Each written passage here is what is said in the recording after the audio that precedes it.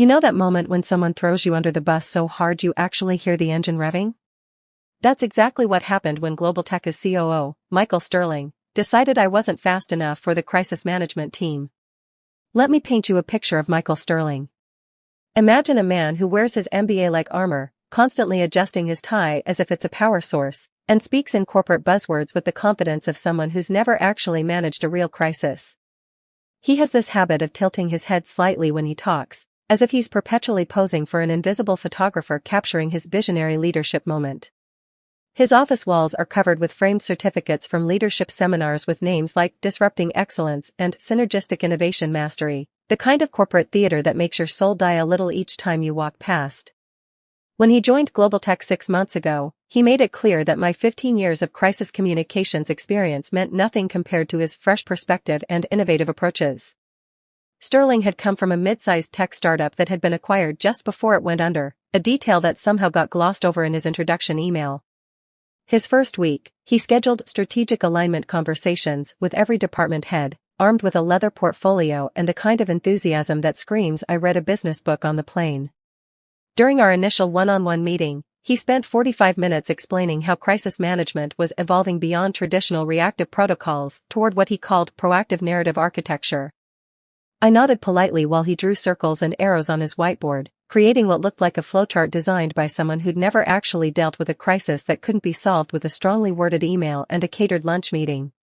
The crisis team had been my baby for 3 years. We'd handled everything from minor product recalls to regulatory investigations with surgical precision. My team knew that when the CEO accidentally sent an internal memo criticizing our biggest client to that same client, yes, that actually happened, we could have a response strategy, press statement, and relationship repair plan ready within 90 minutes. When a disgruntled former employee tried to sell fabricated stories to tech blogs, we had journalists calling us for fact-checking before the stories even went live. This wasn't luck, it was the result of painstaking preparation, relationship building, and the kind of institutional knowledge that you can't download from a leadership podcast. But Sterling had other plans.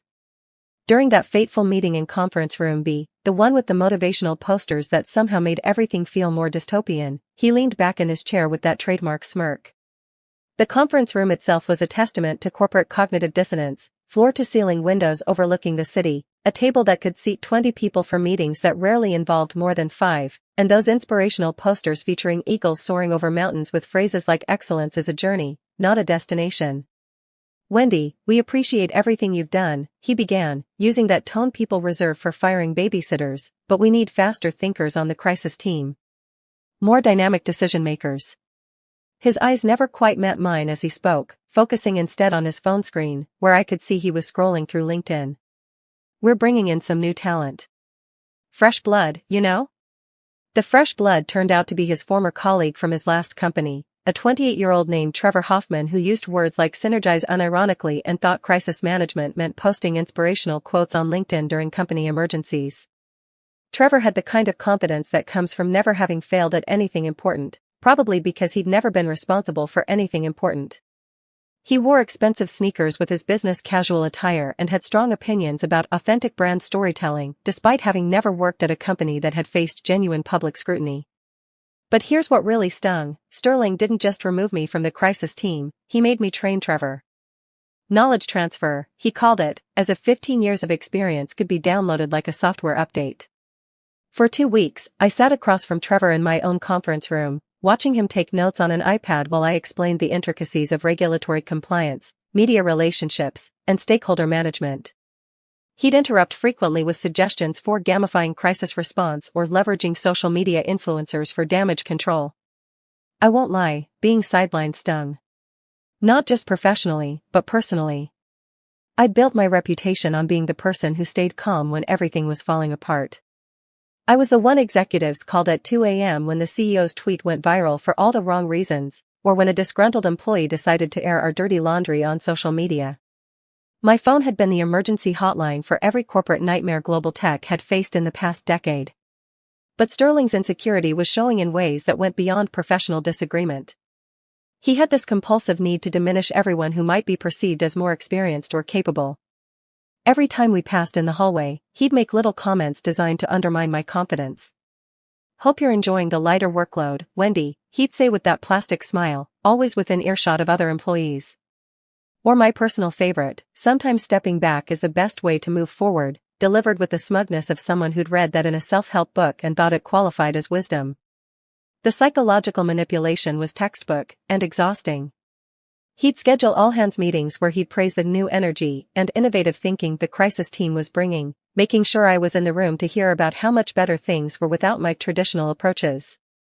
During one particularly memorable staff meeting, he actually used air quotes when referring to my old-school methods, as if 15 years of successful crisis management was something quaint and outdated, like using a typewriter or sending faxes.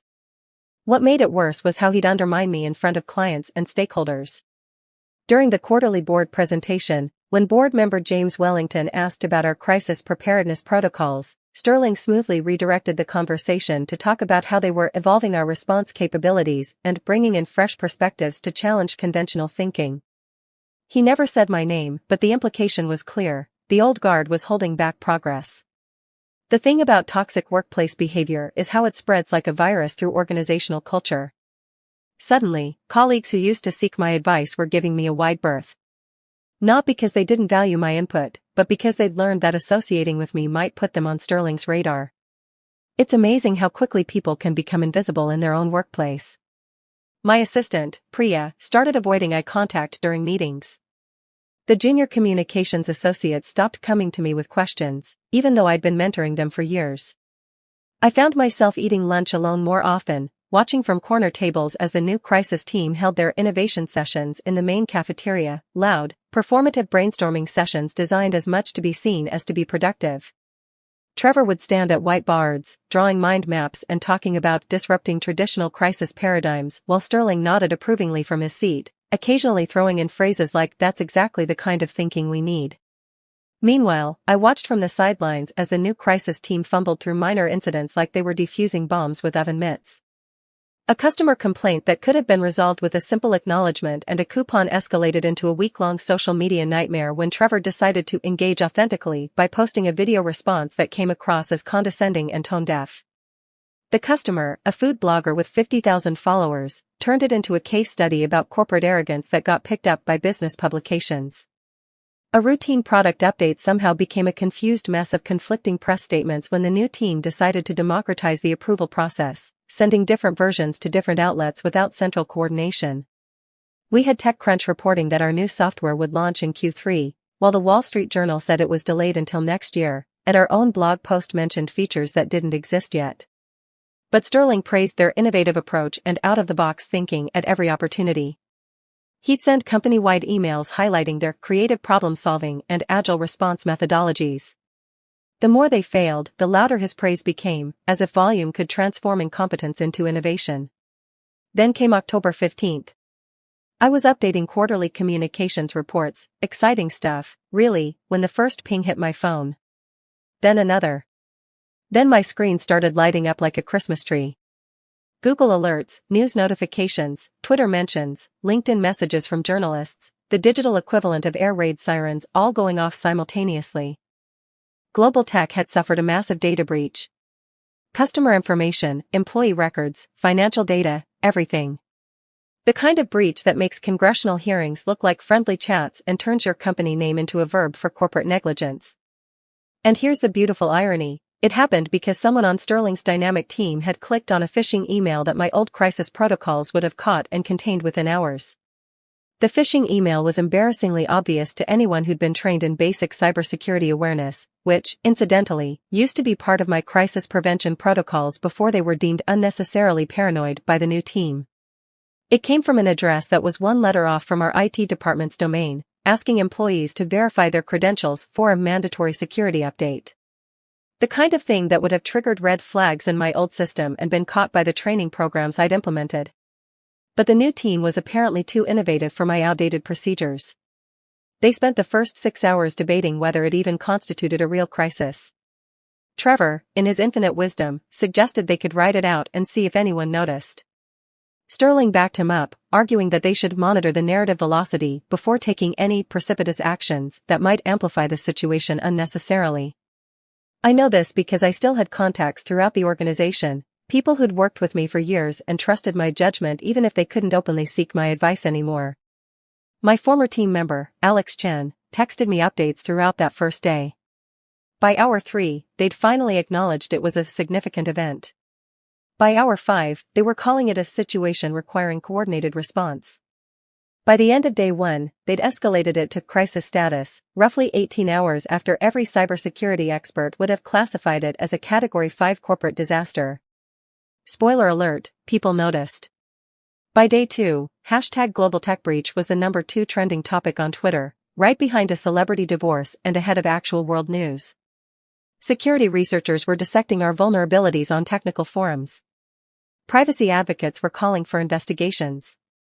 Our customer service lines were jammed with angry calls from people wanting to know if their personal information had been compromised.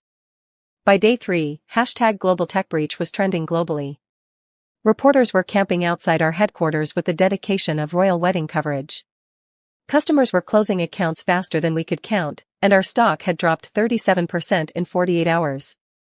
Corporate clients were sending tersely worded letters about reviewing their partnerships. The attorneys general of 4 states had announced investigations. And where was Sterling's crisis team? Still in meetings, apparently trying to strategize the narrative and identify optimal messaging frameworks. I later learned from Alex that their crisis response had devolved into something resembling a committee designing a horse and ending up with a camel. Trevor had created a 40-slide PowerPoint presentation about crisis communication in the digital age, complete with stock photos of people shaking hands and arrows pointing in circular directions. Sterling was insisting they needed to control the conversation by getting ahead of the story while simultaneously refusing to approve any actual communication strategy that involved acknowledging fault or taking responsibility. Their press statement, when it finally emerged after 3 days of deliberation, was a masterpiece of corporate non-communication. 247 words that managed to say absolutely nothing while sounding deeply sorry about it. The opening line read, "Global Tech remains committed to the security and privacy of our stakeholder community across all operational parameters." It was the kind of statement that makes journalism professors weep and lawyers nod approvingly while everyone else reaches for a translator. The media response was swift and brutal. The Wall Street Journal ran a front-page analysis titled, "When Corporate Speak Meets Crisis Reality." TechCrunch published a line-by-line breakdown of our statement that was so devastating it basically became a masterclass in how not to handle a data breach. The comments sections on news articles turned into competitions to see who could parody our corporate language most effectively. That's when my office door flew open like something out of a disaster movie, without so much as a knock or an "excuse me." Sterling stood there, tie askew, hair disheveled, looking like he'd been mainlining espresso and existential dread for 72 hours straight. His usually perfect posture had collapsed into something resembling a question mark. The smirk was gone, replaced by something between panic and desperate hope, like a man who'd just realized he was in water way over his head and had suddenly remembered that the person he'd just fired was a certified lifeguard. "Wendy. Thank God you're here," he gasped, actually gasping, like he'd run up 4 flights of stairs instead of taken the elevator. "Why didn't anyone brief the press? We've got CNN calling every hour. The Wall Street Journal is running a front-page story tomorrow. Anderson Cooper's team wants a sit-down interview, and our stock is in absolute free fall. Where's the crisis communication plan? Where are the protocols? Why isn't anyone handling this?" I looked up from my computer, where I'd been working on a completely unrelated project, updating our annual report design, if you must know, and took a slow, deliberate sip of my coffee. It was good coffee, the expensive stuff I'd started buying for myself as a small act of self-care during those isolating months. I savored it for a moment, letting the silence stretch just long enough to be meaningful but not so long as to be cruel. "I'm sorry, Michael," I said with the kind of calm that only comes from watching karma work its magic in real time, "but I'm not on the crisis team anymore. Remember? You needed faster thinkers." The color drained from his face so completely I thought he might need medical attention. "But surely you have some kind of backup plan? Some protocols we can use? Something in the file somewhere?" I set down my coffee cup and leaned back in my chair, channeling every ounce of professional composure I could muster while internally celebrating what might have been the most satisfying moment of my career. The protocols I developed over 15 years? The ones Trevor said were too traditional for your innovative approach? The comprehensive crisis management framework that you had me knowledge transfer to your new team because my methods were apparently outdated? His mouth opened and closed like a fish out of water. I continued, my voice never losing its professional tone even as I delivered what amounted to the most elegant professional revenge in corporate history. I'm afraid those protocols wouldn't be fast enough for your needs, Michael. They involve outdated concepts like immediate transparency, proactive stakeholder communication, and taking responsibility. Very traditional thinking. I'm sure Trevor and the innovation team have much more dynamic solutions. The silence that followed was so profound you could have heard a stock price drop. Sterling stood there, probably calculating in real time how much the company's market value had decreased while he'd been strategizing instead of communicating. Finally, he managed to croak out, "What would it take to get you back on this?" I pretended to consider the question, though honestly, I'd been mentally preparing for this conversation since day one of the crisis. Well, I'd need full authority over the crisis response, no interference from the innovation team, access to all communications channels, and a formal acknowledgement from the board that the existing crisis management structure was insufficient. Done, he said so quickly that I almost felt sorry for him. Almost. I'll also need Trevor reassigned immediately, the old crisis protocols reinstated, and a written apology to the communications staff for disrupting established procedures. Whatever you need. And Michael? I stood up, smoothing my skirt with the dignity of someone who'd just won the lottery and was trying not to gloat too obviously. Next time you want to innovate crisis management, maybe run it by someone who's actually managed a crisis first. Sterling left my office that day a different man, smaller somehow, like someone had let all the air out of his corporate swagger. Within 48 hours, I was officially reinstated to lead the crisis response, complete with a company-wide email that managed to praise my extensive expertise and proven track record without explicitly acknowledging that they'd made a catastrophic mistake by sidelining me in the first place. Corporate face-saving is an art form unto itself. The next 2 weeks were brutal in the way that only crisis management can be brutal. I worked 18-hour days, coordinated with legal teams across 3 time zones, drafted statements that balanced transparency with legal prudence, managed press conferences where I had to look calm while our stock price performed Olympic-level gymnastics, and slowly, very slowly, began to rebuild Global Tech's shattered reputation one carefully crafted message at a time. The hardest part wasn't the long hours or the media pressure, it was undoing the damage that had been done in those critical first 72 hours. In crisis management, timing is everything, and losing 3 days is like trying to put toothpaste back in the tube while the tube is on fire and rolling downhill. We had to overcome not just the original data breach, but the narrative that had formed around our incompetent response to the breach. I brought back my old team, the people who actually understood that crisis management is part psychology, part logistics, part performance art, and part pure endurance. We implemented the protocols that Trevor had dismissed as traditional, protocols that involved radical concepts like telling people what happened, explaining what we're doing to fix it, and acknowledging that we screwed up in language that actual human beings could understand.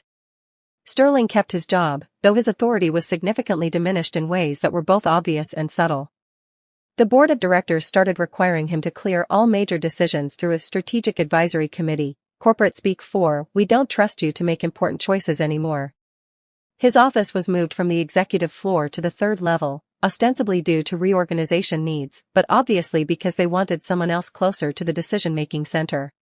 Trevor was quietly reassigned to special projects, corporate speak for, "We can't fire you because of employment laws and severance costs, but we're putting you somewhere you can't do any more damage." His new role involved researching emerging communication trends and developing innovative engagement strategies, which mostly meant he spent his days writing reports that no one read about social media platforms that no one used. The most satisfying part of the whole ordeal was watching the gradual shift in office dynamics. Colleagues who had given me the cold shoulder during Sterling's reign started stopping by my office again, seeking advice and sharing industry gossip. My assistant, Priya, began making eye contact again and actually seemed relieved to be working with someone who understood the difference between innovation and competence. The junior communications associates resumed their informal mentoring sessions, hungry for real knowledge instead of buzzword bingo. As for me, I learned something valuable about workplace politics and personal worth that goes beyond the satisfaction of being proven right. Sometimes the best response to being undervalued isn't to fight for recognition, it's to let competence speak for itself.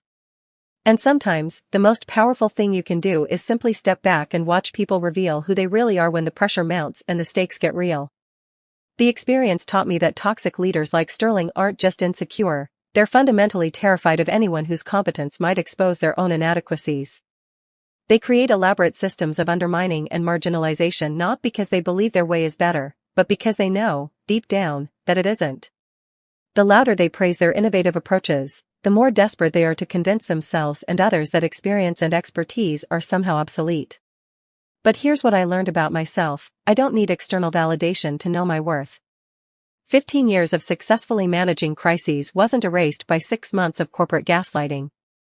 My relationships with journalists, stakeholders, and industry colleagues didn't disappear because one insecure COO decided I wasn't dynamic enough for his taste. Real professional relationships are built on competence and trust, not corporate politics and buzzword fluency. The breach cost Global Tech approximately $47 million in direct expenses, regulatory fines, legal settlements, and lost business, money that could have been saved if they'd spent $0 on letting me handle the crisis from day one with the protocols that had worked successfully for years. There's a lesson in there about the true cost of prioritizing ego over expertise, but I doubt Sterling learned it. People like him rarely do. 6 months later, I was promoted to Director of Strategic Communications, a role that put me at the C-suite table and gave me budget authority over the entire communications department. The board, having learned their lesson about sidelining experienced professionals, made it clear that major communications decisions would run through me. Sterling attended those meetings, sitting quietly while I presented quarterly reports and strategic recommendations, occasionally nodding when I made points that even he couldn't argue with. These days, when I see Sterling in the hallway, he nods respectfully instead of offering condescending smirks.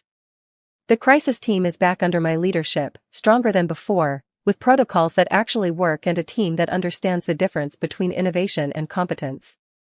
If you've ever been pushed aside by someone's insecurity, remember this: expertise isn't something that expires just because someone with a newer degree or a louder voice shows up. Real crisis management, like real leadership, isn't about being the fastest or the flashiest. It's about being prepared, staying calm, and knowing that sometimes the best way to prove your worth is to let others prove their incompetence first. And if you're ever tempted to dismiss someone's experience for the sake of fresh perspectives, just remember, there's a reason some of us have been around long enough to accumulate all that experience. We've seen this movie before, and we know how it ends.